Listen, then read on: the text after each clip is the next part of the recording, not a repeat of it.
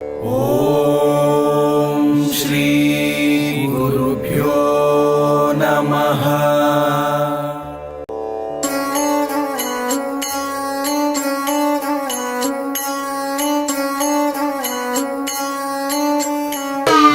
अनंत संसार समुद्रतार नौकायिताभ्यां गुरुभक्तिदाभ्यां वैराग्य साम्राज्यद पूजनाभ्यां नमो नमः श्री गुरुपादुकाभ्यां नमो नमः श्री गुरुपादुकाभ्यां।